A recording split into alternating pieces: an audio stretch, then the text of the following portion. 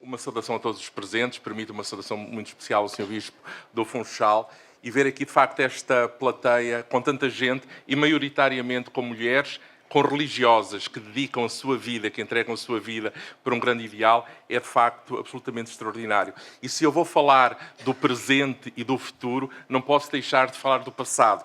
E aquilo que o professor Pierre-Antoine Fabre fala sobre o papel das irmãs da apresentação de Maria, como a forma como, dedicando-se, por exemplo, à educação, mas como foram capazes com outros de pensar o futuro no seu tempo de existência, é algo que deve dizer-nos muito a nós. Aliás, eu, como pai de crianças que estão num colégio católico, curiosamente fundado também por uma religiosa francesa, uma pergunta que eu faço é sempre aquela pergunta do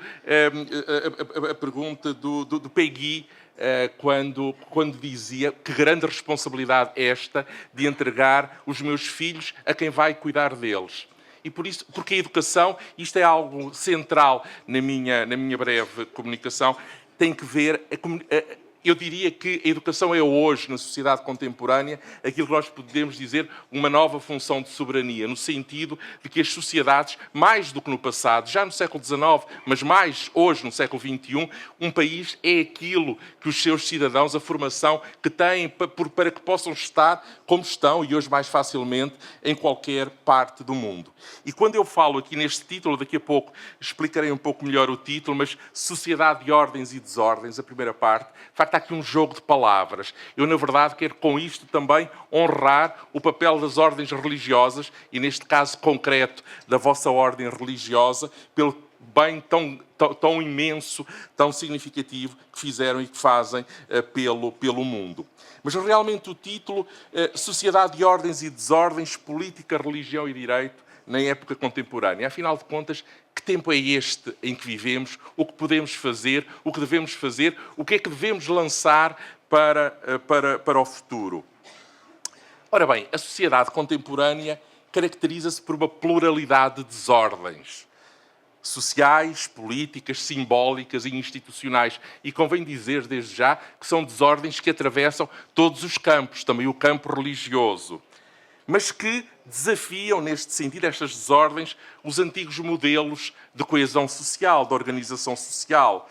Esta realidade, e isto está no título, contrasta fortemente com a lógica da sociedade de ordens anterior à Revolução Francesa, típica do antigo regime, em que o lugar de cada indivíduo era fixado por nascimento, sustentado por uma filosofia de hierarquização política legitimada pelo direito e reforçada, muitas vezes, há que reconhecê-lo, por uma religião que naturalizava a desigualdade.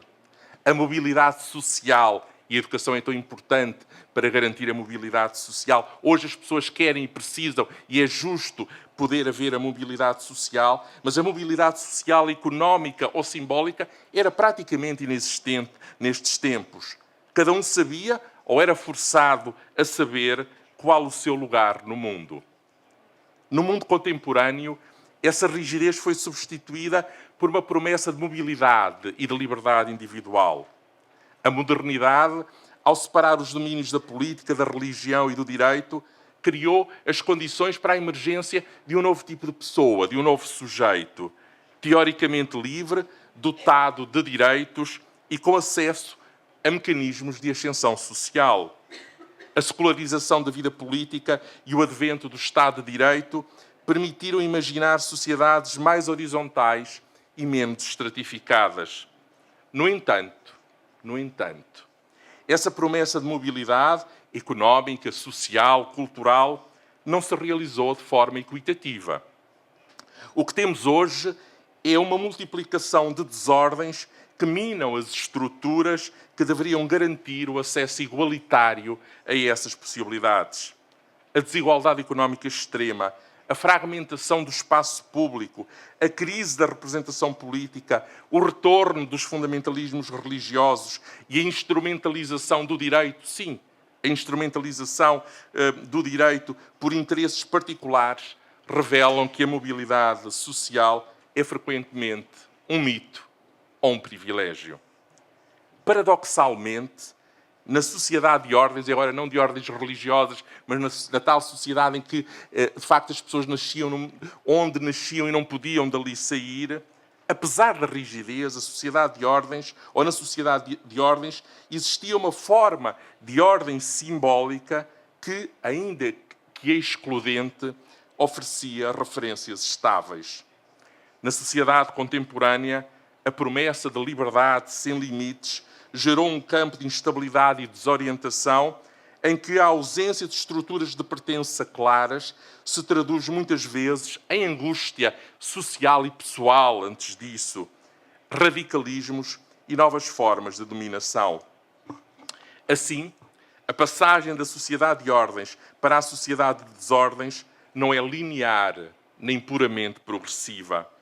Revela-se antes como uma transição ambígua, onde a liberdade teórica não elimina a persistência de novas formas de fechamento, desigualdade e violência.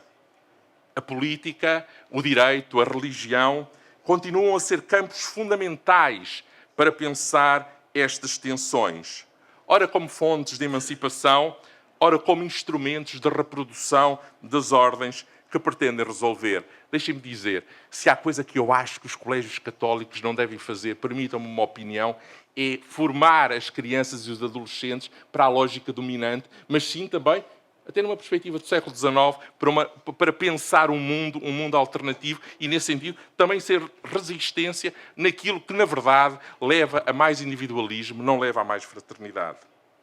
A questão que se impõe, portanto, é esta.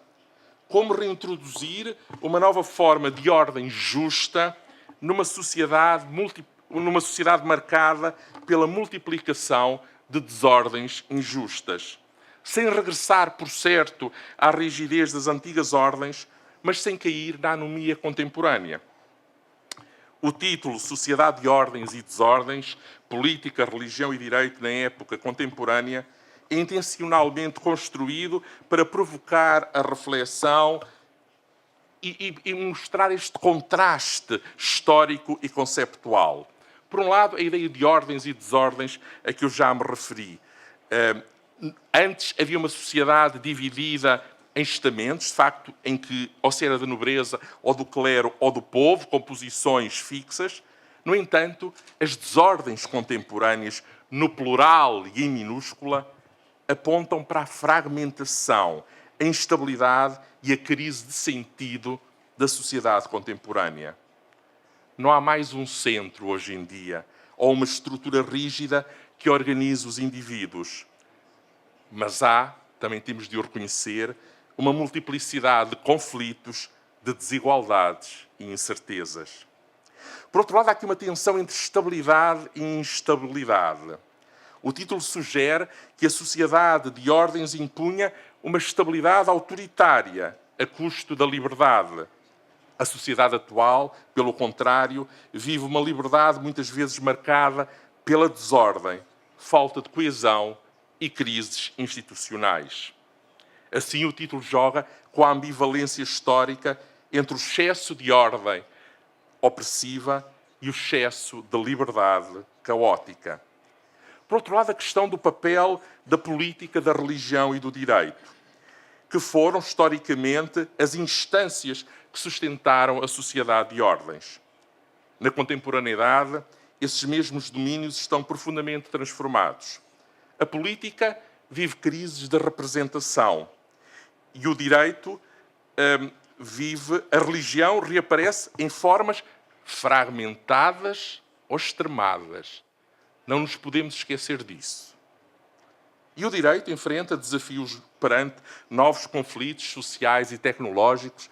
Enfim, escuso de os dizer, seria para outra conferência. Portanto, o título convida a pensar como estes três eixos se reconfiguram num mundo marcado pela ausência de uma ordem estável, como é o nosso.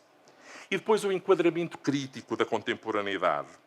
Ao colocar na época contemporânea no final, o título assume um ponto de vista crítico e histórico. Sugere que é preciso olhar o presente à luz do passado. E por isso esta conferência é tão interessante.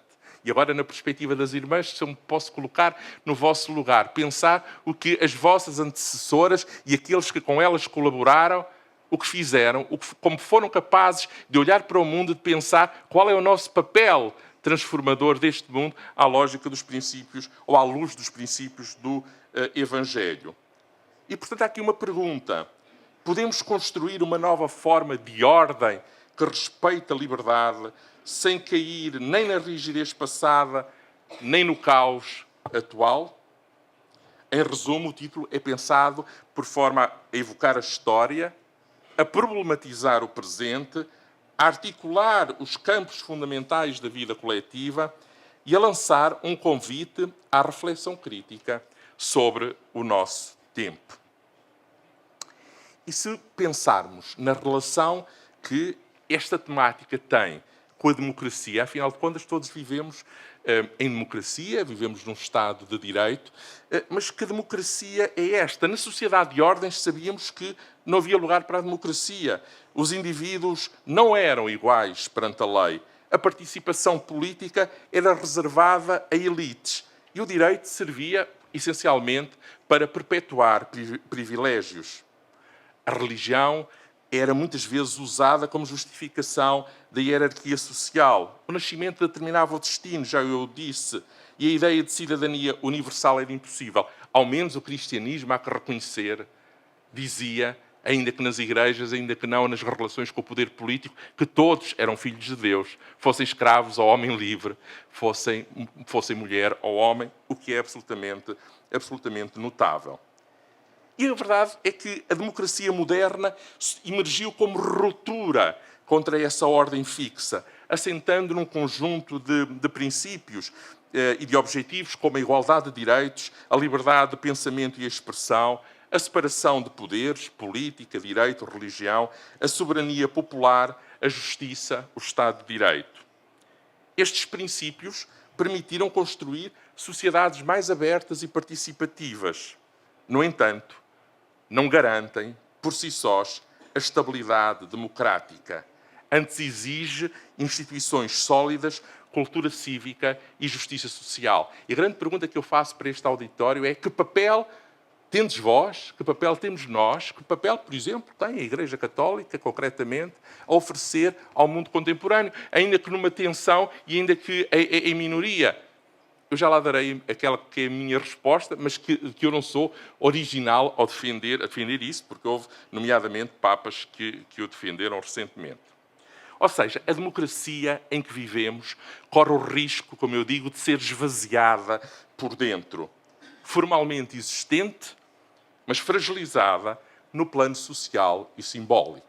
Para quem é português, para quem também não é português, também percebe, veja-se o que as notícias dizem nos diversos países, de Portugal a Espanha, passando por tantos outros, de problemas recorrentes, de corrupção e outros. E, portanto, a questão que nós devemos refletir e que eu insto, se me permitem, as irmãs a refletir sobre eles, e este congresso, este grande congresso é um lugar próprio para isso, é também, a partir da educação, pensar nos valores para uma democracia livre. Não há dúvidas que a Igreja Católica aceita o regime democrático, aceita também os direitos humanos. Agora importa perceber que direitos e para que efeito. E é neste contexto que o título, mais uma vez volto ao título, se torna pertinente. Ele sugere que entre o modelo hierárquico da sociedade de ordens e a fragmentação da sociedade atual é necessário reformar e reconstruir uma ordem democrática justa, baseada em valores fundamentais. E eu posso dizer alguns que acho que podem ser aceitos por todos, assim haja vontade para tal. A dignidade humana, a igualdade substantiva e não apenas formal, o pluralismo e a liberdade religiosa, o diálogo e deliberação pública, a justiça distributiva, a solidariedade intergeracional e global. Estes valores não são meros ideais, são condições práticas para reordenar o espaço público e proteger a democracia contra a desintegração e a captura por interesses antidemocráticos. E eu volto à questão, e em que medida é que isto é pertinente num congresso de uma congregação religiosa que aposta na educação e em tantas outras coisas. Ora bem, entre as velhas ordens do passado e as novas desordens do presente, a democracia só pode sobreviver e florescer se souber criar uma nova ordem que seja crítica, participada, com fundamentos sólidos, isto é importante, onde a política, o direito e a religião contribuam, cada um no seu lugar, para a construção do bem comum. Exatamente. Pode dizer-se que a crise contemporânea dos sistemas político, religioso e jurídico é, em última instância, uma crise de valores. Não é apenas uma distinção institucional ou técnica, é uma crise mais profunda, cultural e moral, que afeta o sentido e a legitimidade das estruturas que sustentam a vida em comum. Eu não vou agora aqui aprofundar, porque seria outra, demoraria algum tempo, mas a crise da política, eu aqui falo da crise da política, a crise da religião e também a crise do direito. A crise da política, pois, a desconfiança generalizada nas instituições e partidos, a captura do espaço público por interesses económicos e mediáticos, a ascensão de populismos que exploram a insegurança e o ressentimento, enfim, e outros exemplos. A crise da religião, a que eu chamo da transcendência à instrumentalização. Em alguns contextos, a religião é instrumentalizada politicamente, é usada para justificar opções políticas como o nacionalismo, a repressão e outras. Em outros contextos, a religião perde relevância pública, pensemos no Ocidente, tornando-se marginal ou consumida como mais um produto individual. Como me dizia um querido colega de percurso na viagem frustrada de domingo para aqui, que tem uma irmã religiosa aqui da congregação, que é francês, dizia-me, de facto, em França, falava de França, mas poderia falar de Portugal ou poderia falar do Ocidente, mas falava de França e dizia, e eu concordo, durante muito tempo houve um compromisso e uma aceitação entre uma moral católica e uma moral laica, mas que, apesar das diferenças, se reconheciam nos valores principais, pois essas duas morais, no mundo contemporâneo, caíram, afundaram, submergiram. E isto é muito preocupante, porque o que surge em alternativa é muito perigoso. E, portanto, há também uma crise do direito, veja-se tudo aquilo que sobre o acesso à justiça, a crescente sensação de impunidade das elites e de punição seletiva, enfim, poderia dar muitos exemplos. E, portanto, eu diria que há aqui uma raiz comum destas três crises, para as quais a educação e o vosso papel é fundamental, que é a erosão dos valores fundadores.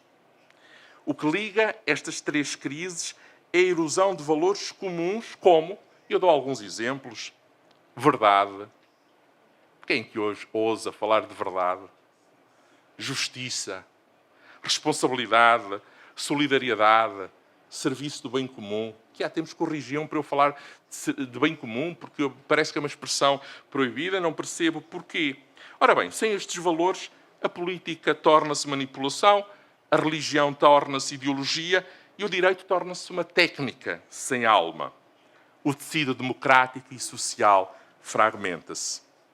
E, portanto, a saída para esta crise não será apenas institucional, mas, sobretudo, moral e cultural, e, nesse sentido, também religiosa. O que é que exige? Exige a formação das pessoas para uma cidadania, para um pensamento crítico. De facto, o individualismo, este seguidismo em que as pessoas não pensam por si mesmas, a reconfiguração do espaço público com base na dignidade humana. Aquilo que assistimos hoje é que cada um interpreta a dignidade humana, o princípio da dignidade humana, à sua maneira, como se não houvesse questões que são fundamentais e que devessem ser aceites por todos. A recuperação de ideais partilhados que unam, em vez de dividir. A questão dos fundamentos. Isto é um desafio enorme, enormíssimo.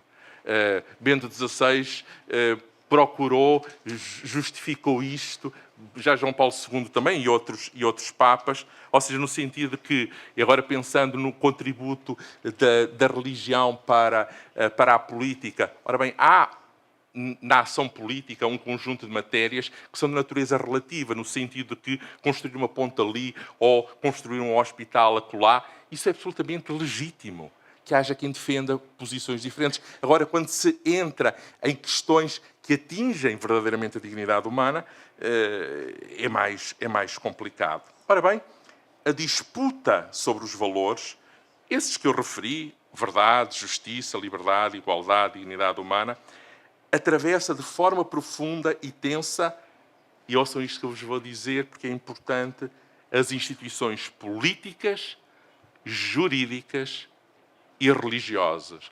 Há que não ignorar que, de facto, as instituições religiosas também sofrem estas mesmas tensões, estes mesmos radicalismos. Esta disputa não é apenas teórica ou filosófica, está no centro dos conflitos que marcam as democracias atuais e as relações entre as pessoas e traduz-se em vários tipos de crises de legitimidade que levam à polarização e à perda da confiança pública. Se olharmos para a questão da verdade, enfim, no campo político, escusado será dizer, todos ouvimos falar a proliferação das fake news, o reino da pós-verdade, em que os factos cedem à emoção ou ao seu interesse, a opinião que sistematicamente substitui a evidência e que degradam, tudo isto degradando o espaço público. A justiça, em que vemos que há uma justiça para ricos e outra para pobres. Isto são factos. Não estou a dizer nada de novo. E depois, a questão da religião. Enfim, eu não quero substituir-me a ninguém, enfim, e haverá quem fale muito melhor sobre estas matérias do que eu, mas aquilo que eu dizia, a religião que está nesta situação entre a transcendência e a instrumentalização. As instituições religiosas, ou nas instituições religiosas, os valores da verdade espiritual, da compaixão e da fraternidade também estão em disputa. Há hoje, como sabemos, tensões, não vou por aí, mas é um tema muito interessante, as tensões entre correntes progressistas e correntes conservadoras em temas centrais para a sociedade em que vivemos. Por exemplo, sobre a questão dos direitos humanos, as questões da doutrina de género, das migrações, da ciência.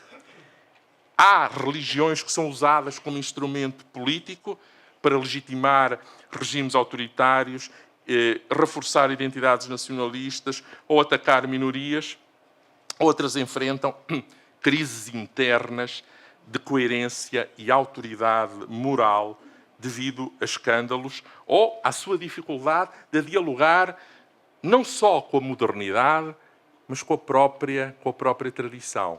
Não é? Como se a religião pudesse ser, e por isso este olhar sobre o passado também é muito interessante, como se a religião pudesse ser, ou a mensagem religiosa pudesse nascer do nada. Assim, a religião deixa de ser um espaço de sentido e ética comum, tornando-se num terreno de confronto ideológico. E por isso, a grande mensagem que eu aqui gostaria de passar é que a disputa do nosso tempo é uma disputa que, antes de mais, é um sintoma daquilo que eu chamo uma democracia incompleta. Durante muito tempo, e agora pensando concretamente na Igreja Católica, os críticos diziam, e muitas vezes justamente, que a Igreja Católica não aceitava a democracia, não aceitava os direitos humanos. Há vários papas para cá que isso é um facto, que a Igreja Católica, se eu me permito agora falar da Igreja Católica, mas posso falar de outras confissões religiosas, porque outras não as aceitam de todo, mas aceita a democracia, aceita os direitos das pessoas, como é evidente. Aliás, o pensamento religioso e concretamente o pensamento cristão contribuiu fortemente para isso, mas hoje aqui todos temos isto é um facto que atravessa pessoas crentes e não crentes, pessoas de diversas sensibilidades, esta ideia de que a democracia não funciona.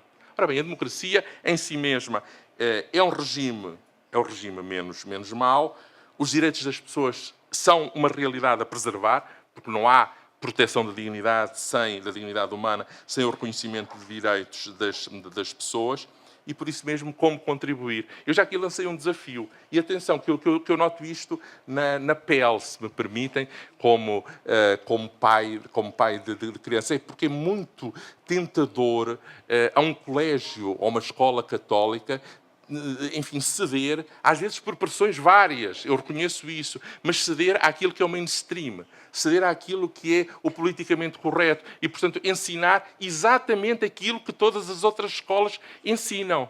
Esta é uma possibilidade. É uma possibilidade. Mas, nesse caso, eu pergunto-me se faz sentido que se chamem ou se continuem a chamar escolas católicas. Mas sabendo que os valores ainda importam, eu acho que há aqui que fazer um esforço. Eu lembro-me sempre, ainda a propósito de escolas, o Jean Guiton contava uma história muito curiosa de que, sendo ele um católico e havendo a tradição na sua família de os filhos estudarem nas escolas jesuítas, que os pais tinham tomado a decisão de ele ir estudar para a escola pública. E ele dizia: os meus pais tomaram a decisão correta, porque eu na escola pública francesa, aprendi a pluralidade dos métodos. Hoje há um grave perigo de não se aprender a pluralidade dos métodos em escola alguma. Ou então pensar-se na escola e na formação apenas para o sucesso individual, em que os tais valores a que eu me referia, por exemplo, da fraternidade, da consideração do outro, simplesmente caírem. E, portanto, para concluir a minha intervenção, eu acho que há que passar... Isto não é fácil, isto não é, enfim, clicar aqui e surge de um momento. Isto é são fortes tensões culturais, aquelas em que vivemos, em que por vezes não há condições, e isto é um sinal alarmante, em que não há condições para o próprio diálogo, não é? Mas é necessário passar do conflito à reconstrução. A disputa sobre a verdade e a justiça nas instituições contemporâneas não é apenas um sintoma de crise. É também uma oportunidade. Eu, depois de ter visto o meu querido amigo Pierre-Antoine Favre ver aquilo que, a partir de um lugarejo francês, aquela mulher, enfim, ainda por cima um lugarejo protestante, e certamente sem hostilizar os protestantes, mas a partir daquele lugarejo e noutros lugarejos, e depois afirma-se como não apenas a pensar o mundo, mas em todo o mundo. Ora bem, eu diria que há aqui também uma oportunidade de o fazer. E há aqui, então, que pensar algumas coisas. Por um lado, a ideia, o desafio de repolitizar os valores. A Igreja, há uma tentação, ou as igrejas, o espaço religioso, pode haver uma tentação grande que é, e atenção que eu não estou a pôr em causa a questão do princípio da separação das igrejas dos Estados, pelo contrário, defendo ardentemente, mas a ideia de que vivemos completamente à parte, vive-se completamente à parte, a ponto de a religião poder e dever ser vivida apenas em casa, não é? Porque é apenas uma coisa pessoal. Acho que este é um risco grande. Não, tem que haver, no respeito por cada uma dos domínios, mas para que o pensamento religioso, os valores religiosos, transversais a várias religiões, muitas vezes, possam influir no próprio espaço público. Não para que haja igrejas de Estado, mas para que haja um efetivo respeito pela dignidade humana. Portanto, esta ideia de repolitizar os valores, e há aqui uma segunda parte, sem os capturar ideologicamente. Porque este também é um risco grande para a reflexão. Depois, reformar as instituições para que estejam à altura dos princípios que dizem defender. Depois, reconstruir um espaço público ético onde os desacordos possam ser tratados pelo diálogo. Porque, na verdade, aquilo que assistimos hoje as pessoas estão embarricadas. Cada uma, a própria comunidade política, esta ideia de... Há um francês, Alain Touraine, um insuspeito francês, que escreveu um livro muito interessante que é Podemos Viver Juntos? Será que nós podemos viver juntos?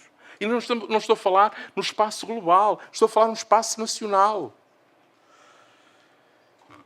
Numa época marcada por desordens, a disputa sobre os valores não deve ser temida, mas reconhecida como essencial para a revitalização da democracia, da justiça e da esperança coletiva. Eu tinha aqui uma outra parte que já não vou abordar, que era um caso especificamente das tensões, como exemplo, poderia dar outros exemplos, mas das tensões no espaço especificamente religioso e concretamente da Igreja Católica.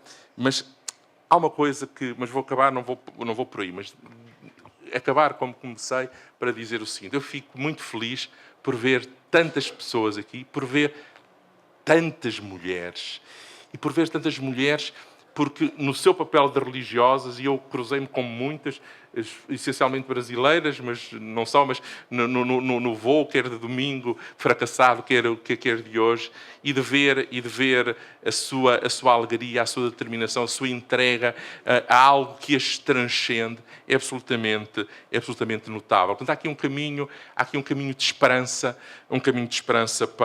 para fazer.